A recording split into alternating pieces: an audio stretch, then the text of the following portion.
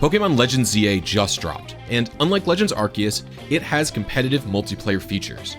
It also has a totally new system for battles, where you run around in real time with your Pokémon, and your moves have cooldowns rather than power points. You can battle in 4v4 free-for-alls during ranked matches, or use custom lobbies to do private matches where you can fight one-on-one. In older Pokémon games, I've shown how difficult it can be to build a team for the official formats. But with this new battle system, will anything be different?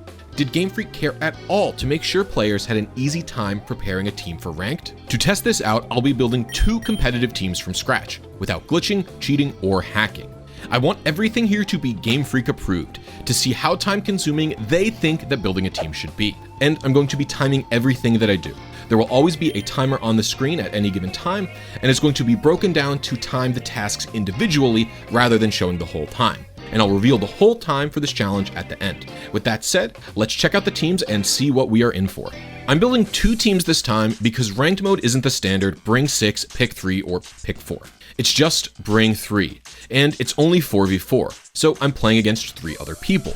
But you can play singles in custom lobbies, and 6v6 singles at that. So I wanted to make 2 ranked teams that could then be used as one singles team.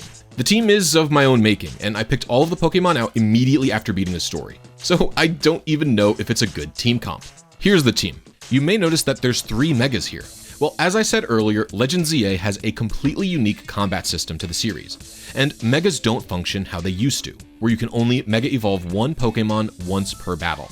Here, you build up a Mega Meter by doing damage or collecting Mega Orbs on the ground, and when your Mega Bar is full, you can Mega Evolve. You are then on a timer, and when the time runs out, you devolve back into your regular form. A lot of players I've seen think that 3 Megas per ranked team, which would be 6 in total for me, is the best strategy, because Mega Evolving gives you invulnerability frames when you activate it that let you dodge attacks. Since we're so early into the game though, I wanted to experiment with alternative strategies aside from whatever the meta is on day 1. Carbink is a screen and hazard setter. Light Screen and Reflect last a really long time in this game, and Stealth Rock and Spikes actually do a ton of damage and also linger for quite some time. I thought these would be good moves in the 4v4 ranked mode because they could cause chaos and pick up free kills in random zones. Garchomp is going for Brute Force. It's meant to be a plus move attacker. Plus moves are another new mechanic in this game, tied to the Mega Bar. You can hit the plus button before clicking an attack, and this consumes a quarter of the Mega Bar to enhance your move's damage. Or if it's a status move, it extends the duration. So my idea was to combo the Life Orb and plus moves to output damage that was superior even to Mega Pokemon. Lastly is Dragonite, and my intention for it was to try and use a Quick Claw set. Quick Claw works differently in this game. In the turn-based battle system, randomly, about 10 or like 11%, Quick Claw will make your Pokemon move first within its priority bracket. But here, it randomly reduces a move's wind-up time. So for example, a move like Outrage takes a really long time to activate, and Quick Claw can speed that up. So I was hoping Dragonite could be a big damage dealer and have shorter windups. To be honest though, I don't think the Pokemon that I choose matters very much. But I tried to build a real team without consideration for how easy or difficult it would be. These were genuinely the 6 Pokemon I wanted to use, and I actually picked out all of them live on stream as well, though I'm not counting that towards the time of this challenge. With the teams selected, let's start building. The first thing I have to do is get a bunch of plushies. During your playthrough, I'm sure you found a few of these colorful screws. These are a currency used to buy one thing, Canary plushes. There's 5 plushies, each with 3 levels of power, and they are permanent key items. The red plush increases the amount of EXP you gain, the gold plush increases the prize money you receive from battles, the pink plush increases the amount of mega crystals you get from, well, smashing mega crystals, and the blue plush makes it more likely that you'll succeed at catching a wild Pokemon. There's actually one more plush, green, but all it does is make you less likely to black out when fighting wild Pokemon, so I didn't think it was worth it to spend the time to upgrade it, since it won't help me get more Pokemon easier. The rest, though, I think are really important. Whenever I make a team in any of these games, I try to make the process as repeatable as possible. I don't want to think about doing one team as quickly as I can. I want to set up my game to make as many repeated teams as quickly as I can in the future. This is because in a game like this, I'm going to want to experiment with multiple teams, you know? Getting these screws was pretty easy. I just opened up a map online and looked around to see where they were. The only thing to note about this is what I would like to call the roof bit. Sometimes items you need are on a rooftop, which is fine, right? Well, actually, I have found it can be quite difficult to figure out how to get onto any given roof, because ladders are not marked on your minimap. So I end up running around like a goober for minutes at a time until I find a way up or across. I also had to do a few side quests to unlock holovators that I didn't previously have access to. Anyway, using the website, it took me about 1 hour and 9 minutes to get all of the screws. You actually need quite a bit of them. You see, there's 3 of each type of doll and they stack. So you need 3 screws for the first one, 5 for the second one, and then 8 for the final one, which is 64 total. Anyway, once the dolls are obtained, it's time to catch the Pokemon for the teams. This is generally pretty simple. No Pokemon is too rare compared to other ones. There's also no breeding in this game, so it's just catching whomever I need. And also, legendaries aren't allowed, but there's only one of them and I can't reset for them, so it's not a big deal. Spawning is a bit strange in this game, but generally when you fly to a wild area or location, the Pokemon there are respawned. This will also work for sub-areas like Lysander's lab or the sewers by entering and leaving them. I found a Totodile this way in Wild Area 20 in 7 minutes and 41 seconds. After that, I went for an Alpha Excadrill that always spawns in the Power Plant Wild Area. I thought it'd be good to use a Static Alpha for this at first, since those Pokemon have 3 guaranteed perfect IVs. This would lessen the amount of bottle caps I'd need to fix up the Pokemon. So why didn't I reset Totodile until it was Alpha? Because every wild Pokemon does have a chance to become an Alpha as well, even if it's not a static one. Well, Alphas actually have a hidden downside to them: their size. In this game, during a match, you getting hit by an attack is not a function of that attack's accuracy, because that doesn't exist. This is more like a fighting game. Pokemon have hurt boxes, a zone around them that determines if they get hit or not. So a smaller Pokemon is actually better. And Alphas are always the maximum size possible, which means they're worse competitively. I learned this shortly after catching Excadrill, but decided to keep it on the team as is anyway, rather than going for a new one. It only took me 4 more minutes to catch it. Next, I went for Snover in Area 12. I just went for the first female one I saw, since only female Snovers can evolve into Frostlass. This took me 2 more minutes, and luckily, came with a random perfect special defense stat, so I won't have to bottle cap that. Gible was my next capture, who I actually had to reload the map a couple of times to find since he's so rare. And even then, it only took me 6 minutes. It was also slightly difficult to catch, which makes me glad I upgraded the dolls. After Gible, I headed to a roof to find a Carbink, which took me like 2 minutes. The last team member, Dratini, is what took me the longest. The roof spawn is kind of tricky to reset, so it took me around 22 minutes to find this thing. I actually saw it once before that, but it ran away and I had to find it again. And that's 45 total minutes to catch all of our Pokemon. They'll need to be fixed up with bottle caps and mints though. Anyway, the next thing I chose to do was get all of the items that I would need. At the time, when I first started this grind, I was under the impression that it'd be kind of hard to farm money. So I chose to get most of the items via their side quests, which take longer but are free. The first thing I got was the Quick Claw, which I get for free from this random crepe saleswoman. After that, I do this Litwick side quest for the Life Orb. It was cute, in my opinion. A really fun little quest that took me into the sewer. Finally, I did the Spupa in the Museum side quest. A bit boring, but also silly and cute. None of the Mega for my team required me to get their stones, since they all happen to be obtained via the story. But they are all purchasable at Quasartica or the Stone Emporium. In total, getting all of these items took me 19 minutes and 45 seconds. As we're about to see though, this was a waste of time. I should have just bought them from this person at Racine Construction. I don't know how to pronounce this. Why was it a waste of time though? Well, you'll understand that shortly as you watch me farm for bottle caps. What I'm about to start is one of the most ridiculous grinds I've ever done in a modern Pokemon game. You see, bottle caps were introduced as a way to improve a Pokemon's IVs in Generation 7. This is a stat that a Pokemon can typically not change. Whatever a Pokemon is born with, it stays with. Bottle caps were an inadequate fix to that for quite some time, as they were an ultra rare item in Gen 7 that you couldn't purchase, and you had to level a Pokemon to 100 to use it. This became slightly easier in Gen 8, being Battle Point rewards in Brilliant Diamond and Shining Pearl, and Delibird raid rewards in Sword and Shield. But Scarlet and Violet fixed all of that. In these games, you only had to level them to 50 to use them, and you could just buy them. I assumed it'd be the same thing in this game, but nope. There are a few one-time gets. The Pokédex rewards from Mabel gives you 10 regular bottle caps and 1 gold bottle cap, and there's a side quest for some regular caps and 1 for a gold. And then there's a few regular bottle caps on the ground in Area 20 and other places. However, I won't be using any of them for this video. Why? Well, as I said earlier, I want to show off what building a team is like repeatably. Once you use the single-use bottle caps, they are gone forever. So every team after the first one you make will have to use this repeatable method that I'm about to do. Which is what exactly, by the way? In the post-game, the Z-A Royale becomes the Infinite Z-A Royale. There's no more ranks. Instead, every time you get a challenge ticket, you can immediately turn it in for a battle with an important NPC. People like Urbane, Naveen, Jacinth, etc. And when you beat them, you get one of 21 random rewards. Of those rewards, you have a 6.9% chance to get 3 regular bottle caps, or a 3.45% chance to get a single gold bottle cap. Each challenge ticket requires you to get 50,000 points to unlock this battle. And every battle in the Z-A Royale gives you 2,500 points. Just battling trainers alone, that would take 20 matches. A lot of people are familiar with this type of grind because to get the shiny charm, you need to do 1,000 battles. So they've devised speedrun tech using Dragonite to beat an absurd amount of trainers per night. Around 60, although I've seen someone do 100. I chose not to do this though, because I am not optimizing trainers, I am optimizing points.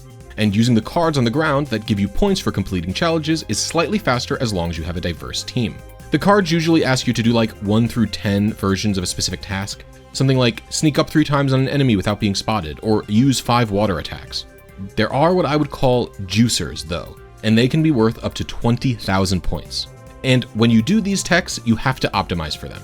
I suggest a variety of Pokemon with lots of different moves and types of moves, all at the same level, so you can tackle any of the challenges that pop up. I also place huge importance on what I call overcapping. For example, let's say I have 45,000 of the required 50,000 points for a ticket, and I also have a quest that grants me 20,000 points with 1 battle remaining to complete it. If I do that, I'd get 22,500 points, wasting 17,500 points.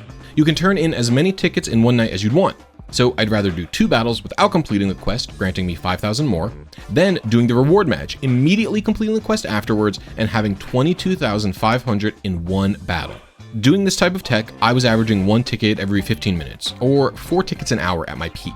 Each ticket basically has a 10% chance or so to give me either reward that I would like, which is the 3 bottle caps or the 1 gold cap. 1 gold bottle cap is amazing because it's effectively the same as 2 3-cap rewards. In typical Pokemon games, gold bottle caps are almost bad. There's certain stats you actually want to be lower, like attack or speed, but the factors that would cause that, confusion, foul play, and trick room, do not exist in this game. So they're extra potent rewards.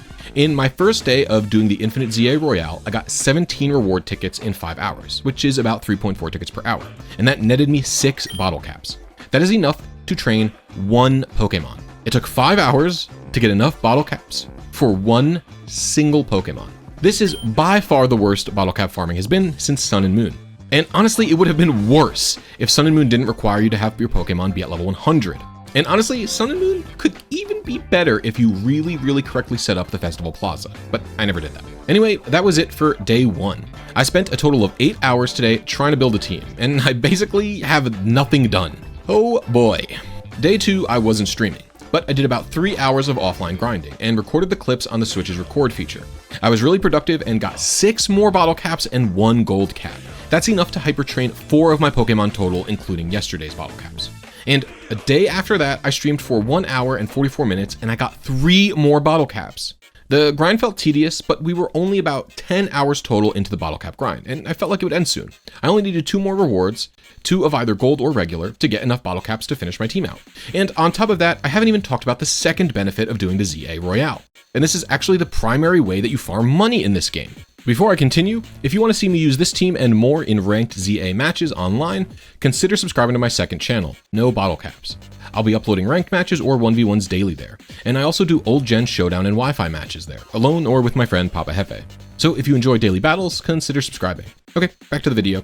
So whenever you beat a trainer in the Z-A Royale, you get medals. Completing the quests from the cards also give them to you.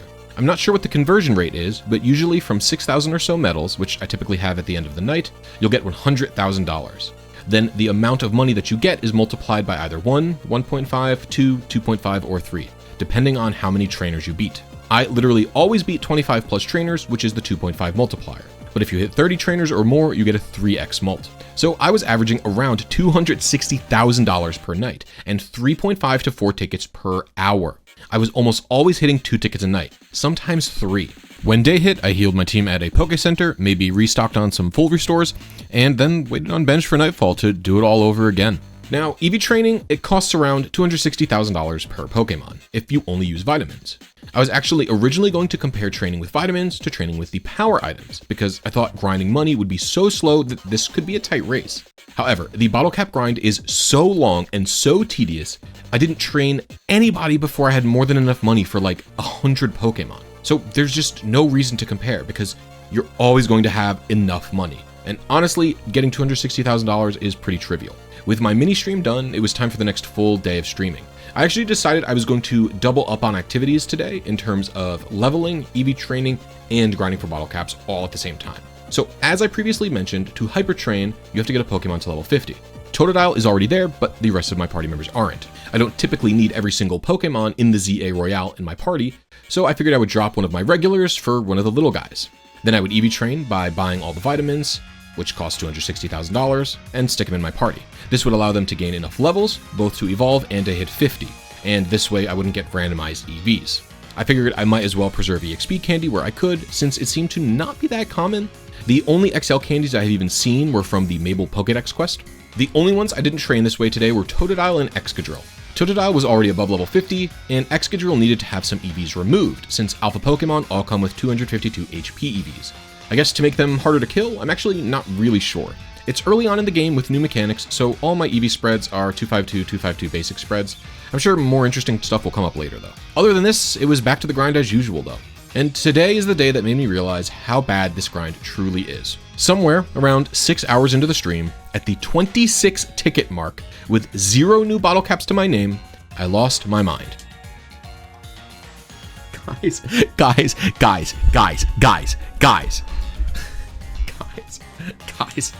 Guys, this is insane, right? I think that's ridiculously fast, to be honest. I spent longer than the average American workday and got paid literally 3 bottle caps for my time.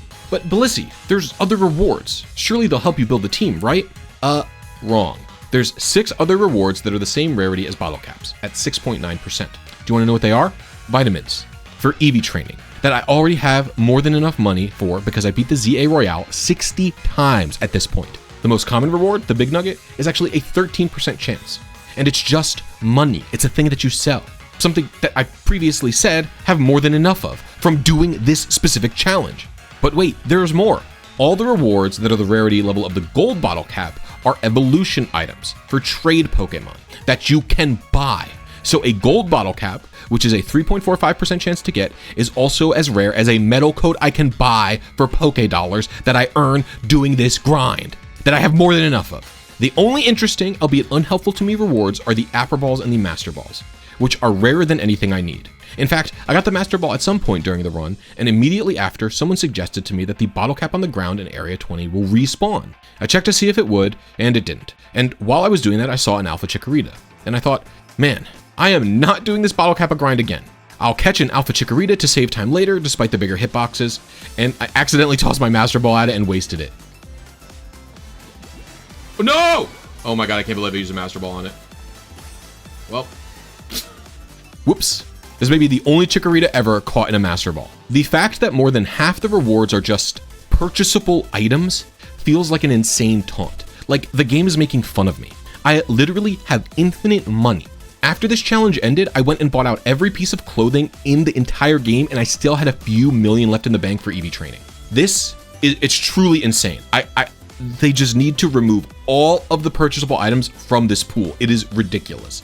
I don't care if it wouldn't even make the grind faster, just as long as it's always getting something that I could not get elsewhere. I would feel better doing it. But Blisy, can't you just save scum for the bottle caps? Well, no, unfortunately you can't. And it actually doesn't even have to do with the fact that this game has a forced autosave. It seems like the reward you get is determined in advance, either when you receive your previous reward or maybe a couple of rewards ago, or they're just determined 3 in advance or something like that. I'm not actually sure how far in advance it is, but even 1 in advance makes it impossible to save scum, because when you turn in your ticket, you lose all your points, and so I would have to get all the points anyway. And so it's no different than farming like 100 tickets in a night, or 4 or whatever. I tried so many different ways. I tried resetting right when I got the reward. I tried resetting when I saw the trainer. I even tried using the backup save feature to go back to before I got the ticket, because the game autosaves when you get the ticket. None of these worked. I couldn't save scum it. I think the only way to be able to do this is if RNG manipulation comes out and you can manip what prize you get. And I don't even know if that's going to be possible. And at 9 hours, I was done. It's not healthy for me to be sitting in a chair for that long. It's not healthy for me to be playing a game that long. I have tendonitis, my hands were hurting. I just had to stop. I figured I would continue with this tomorrow. I'd have a refreshed mindset and I would continue the grind. And I think that's something important whenever you're doing a grind that takes a long time, be it this, be it shiny hunting, be it learning something new, you gotta take breaks. Alas, the break didn't help much because the next day was the same as before, but with even less mental stability somehow. Blue person alert. No! I hate blue people. She's racist, I'm gonna say it. Hello. At this point, I was so familiar with the Z-A Royale, I basically knew every single trainer and what Pokemon that they had. The pools of trainer started to feel too small. Am I crazy? Have I fought this woman with a Vanillux and a Garbodor 600 times in a row? She's in every zone and she always explodes on me and ruins my challenges? Okay, I don't need to get mad while reading the script. We can continue. Some point into this stream, it became clear as well that I didn't actually need to preserve my EXP candies. As my win streak went on and on and on, I got more and more large candies, and eventually by the end, I had over 500 large EXP candies. And while I was getting those candies, I got Carbos and Zinc and Carbos and Protein and all the vitamins you can see, but not one single bottle cap. I got another Master Ball. I wasted again, this time on purpose, just to feel something. I have the world's first Totodile in a Master Ball, and the world's first Chikorita in a Master Ball. The people in the blue jackets kept spotting me out of my sneak. Why is it always them? I found out the money cap is 9,999,999 Pokédollars, and I spent all of it on clothes just so that I could hit the money cap again. But thankfully, after 7 hours and 25 minutes, I got my final 3 bottle caps. This was truly a horrific journey. I cannot stress this enough. Do not do this. If you're really anal about stats like me, go for alphas. Your time is not worth it. You can go outside. You can live. Life is movement. Anyway, with the bottle caps done, all I have to do is some very minor tasks to finish the team. Totodile and Excadrill need to be EV trained still, so first I give Totodile the vitamins. For Excadrill, I go to Lady Clear in the Rust Syndicate. Do not waste your money or time using EV reducing berries. They are very slow and they're more expensive than using her. She only costs 5 Mega Shards, which you get insanely fast if you have the upgraded doll. And she wipes the entire Pokemon in like 2 seconds. After that, I pump Excadrill full of EVs. Once I'm done EV training, I dump a few EXP candies in the Excadrill, who is still level 48, and then hyper train everyone at the dojo. I use a gold cap on someone who doesn't have any perfect stats, and make sure to use regular on Snorunt and Excadrill, who each have a few perfect IVs. All in all, EV training, hyper training, and farming bottle caps took me 25 hours and 28 minutes. 99% of that, by the way, is just getting bottle caps. Enough for 6 Pokemon. To put some things into perspective here, it took me 8 hours to make a team for Suave and Violet, most of which was just unlocking Raging Bolt, by the way. In Sword, building an entire team took me 29 hours. This was 25 hours just for bottle caps. I think what makes this so frustrating is that the rewards are random. If I could turn in the Challenger ticket and pick my reward, yes, it would still be tedious, but at least I would know when the end is in sight. And I'd have to do the Z-A Royales for money anyway.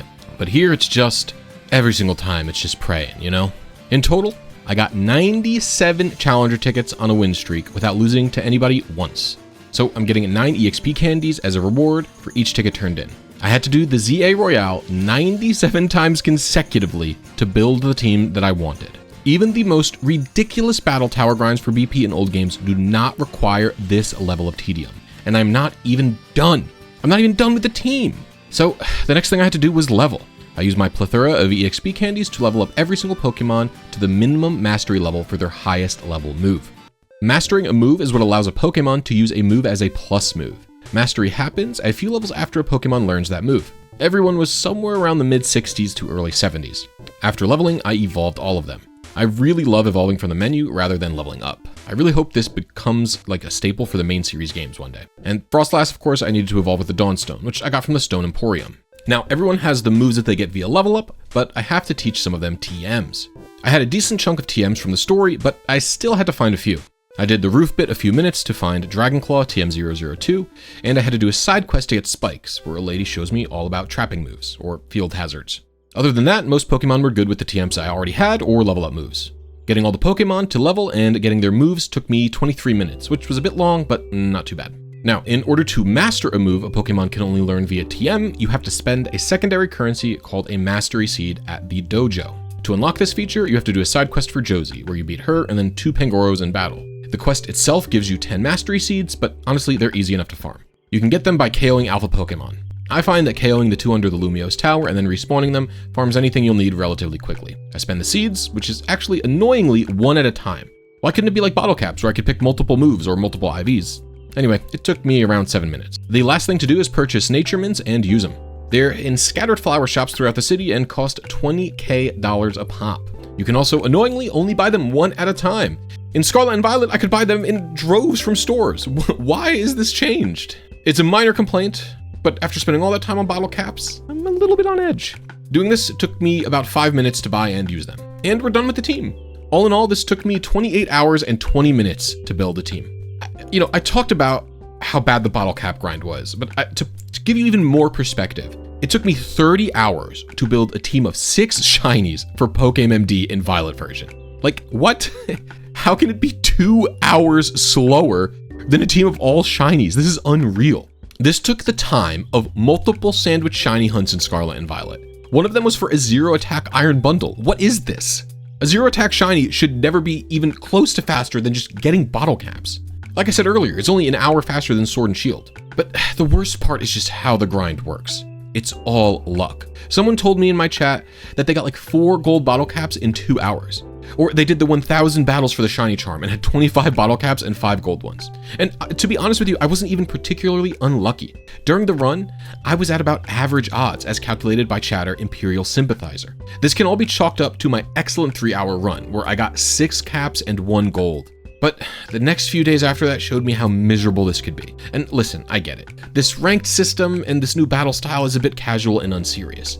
I didn't have to go this crazy for it. But if they want me to be able to make perfect Pokemon, why do they have to make it this insane? I hope you all appreciate this grind. Thanks for watching. If you want to see me do more crazy stuff like this, consider subscribing. Otherwise, I'll see you next video or stream.